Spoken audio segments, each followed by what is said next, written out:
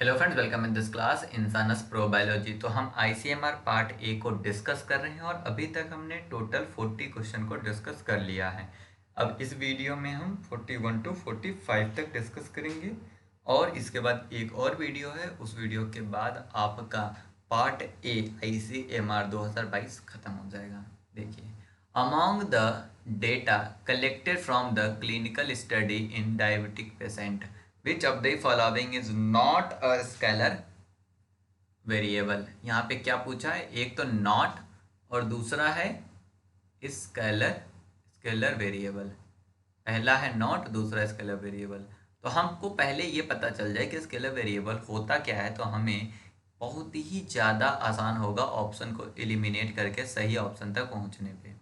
तो scalar variable के लिए अगर आपको पता हो तो ये है कि that is a way of, मतलब that is a variable which use to represent the individual fixed individual fixed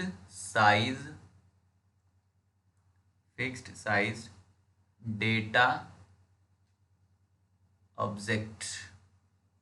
fixed size data object scalar होता है, मतलब इंटीजर या पॉइंटर के रूप में जो डेटा रिप्रेजेंट करी जाती है वो स्केलर वेरिएबल होता है। तो चलिए हम ऑप्शंस को रीड करते हैं, इससे हमें पता चलेगा क्या है। The blood glucose level at a time of enrolment into the research study. जब हम ब्लड ग्लूकोज लेवल को लेते हैं तो ब्लड ग्लूकोज लेवल जो होता है वो आपका इंटीजर वैल्यू है, मतलब that is a scalar variable. Daily unit of insulin prescribed to the patient. Daily unit of insulin that is also integer या पॉइंटर है। यहाँ पे क्या है, age of patient at the time of disease diagnosis that is also the scalar, क्योंकि यहाँ पे आपका कन्फर्म है एज, पर यहाँ लिखा है district where the patient currently live, that is not the scalar variable, क्योंकि यहाँ पे आपका फिक्स्ड साइज नहीं है। यहाँ पे आपको बताया नहीं गया कि कौन से डिस्ट्रिक्ट, एक डिस्ट्रिक्ट, दो डिस्ट्रिक्ट, सीधे उन्होंने बताया गया है कि district where the patient currently live. जैसे बाकी में आपको साफ साफ नंबर्स दिख रहे हैं, क्या है यहाँ पे कोई नंबर दिख रहा है, यहाँ पे ये नहीं लिखा है ना कि एक डिस्ट्रिक्ट, नहीं लिखा है, सीधे डिस्ट्रिक्ट। डिफ्यूज इंफॉर्मेशन यहाँ पे है आपका डिस्क्रीट की जगह, तो that is not the scalar variable. चलिए हम अगला क्वेश्चन की तरफ मूव करते हैं और next question is too easy. अगर आपने मेरा कोई भी पीवाईक्यू देखा होगा, चाहे वो टिफर का हो या फिर वो आपका हैदराबाद का हो, तो ये क्वेश्चन आप बहुत ही इजीली बता सकते हो, क्योंकि इसमें और कुछ दिया ही नहीं है। इन्होंने दे रखा है the value of variance equal to 64, तो what is the value of standard deviation.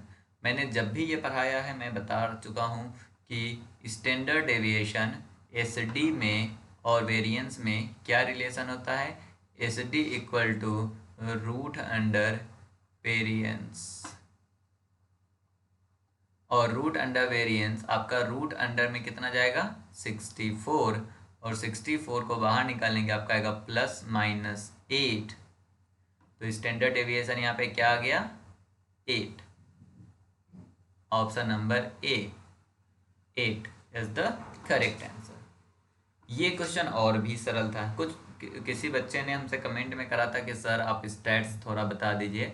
आप यहाँ से स्टैट्स पढ़ लो और जो मैम ने पढ़ाया ना उसको पढ़ लो, एग्ज़ाम क्लियर होने वाला है। स्टैट्स ज़्यादा नहीं पूछा जाएगा कहीं भी, इसमें 10 क्वेश्चन पूछे जाते हैं। टिफर के जो आपका जनरल साइंस है वहाँ पे मैंने हर एक वीडियो में मिनिमम 2 से 3 स्टैट्स के क्वेश्चन डिस्कस करे हैं। हैदराबाद में मैंने हर, मतलब 2021 में भी स्टैट्स थे, 2022 में भी मैंने स्टैट्स डिस्कस करे हैं, तो आप वहाँ से भी देख सकते हो। इस स्टैट्स को पढ़ने के लिए सिर्फ स्टैट्स की video that is not a good enough. ANOVA का फुल फॉर्म अगर पता है तो इसका आंसर तुम बता सकते हो। फुल फॉर्म होता है analysis of variance. Analysis of variance full form में ही लिखा हुआ है साफ साफ इनका कि यह वेरिएंस का एनालिसिस करता है।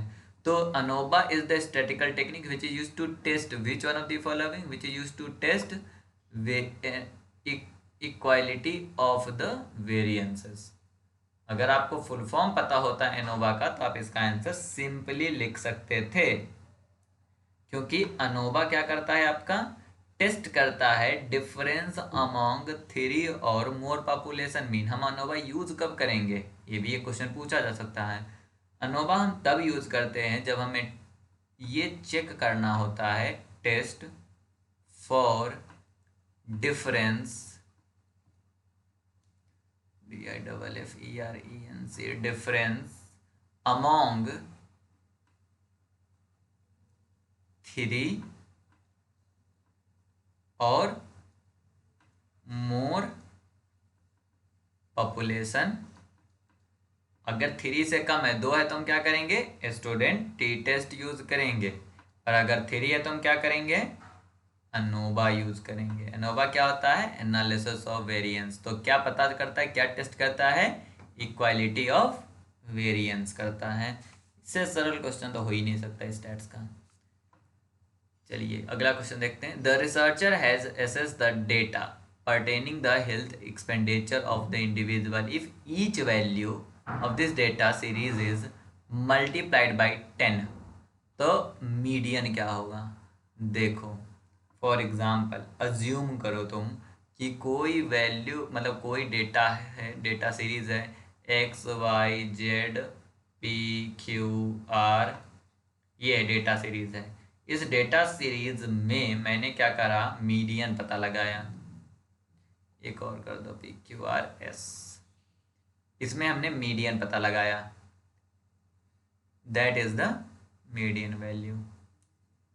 ठीक है, अब हमने कहा कि इसके हर एक डिजिट, हर एक वैल्यू को हमने क्या करा, 10 से मल्टीप्लाई करा। Each value of this data series is multiply by 10 means 10x 10y 10z 10p 10q 10r और 10s। इस केस में मीडियन तो आपका फिर वही आएगा 10p। पर अब इन दोनों में देखो क्या दिख रहा, पहले वाला p था और ये आपका p डैश है। p डैश जो है आपका कितना है, 10p है। p क्या है, that is a original median. तो क्या होगा, जैसे ही आप 10 से मल्टीप्लाई करोगे तो आपका जो मीडियन है वो 10 time of original median value बन जाएगा। तो 44 का कौन सा है, D is the correct answer. ये क्वेश्चन से सरल क्वेश्चन मुझे अभी तक नहीं मिला है। यही कहते हो कि मुझे ICMR का पेपर बहुत ही सरल लगता है। यहाँ पे दिया हुआ है 3 persons who participate in the health study 56, 50 और 47 किलोग्राम है। सिंपल सा लिख लो, अर्थमेटिक मीन निकालना है। तो मैंने कहा कि एक इंडिविजुअल ए है जो कि आपका है 56, दूसरा इंडिविजुअल बी है जो है आपका 50 और तीसरा इंडिविजुअल सी है जो कि आपका है 47। इन सब के साथ किलोग्राम लिख लो क्योंकि यहाँ किलोग्राम दे रखा है और ये यूनिट भी आपको किलोग्राम में चाहिए। दूसरा आपको चाहिए अर्थमेटिक मीन या अर्थमेटिक वेट। अर्थमेटिक वेट को ही हम सिंपल एवरेज वेट कहेंगे। एवरेज वेट क्या होगा आपका, A plus B plus C बटे 1 2 3। कितने इंडिविजुअल हैं, 3 है तो 3 मैंने कह दिया। ये हो गया आपका 56 प्लस 50 प्लस 47 अपॉन 3, 6 6 और 1 13, 33 5 5 10 और 4 14 और 1 15 बाई 3। 3 5 जा 15 और 3 1 जा 3, 51 किलोग्राम आंसर।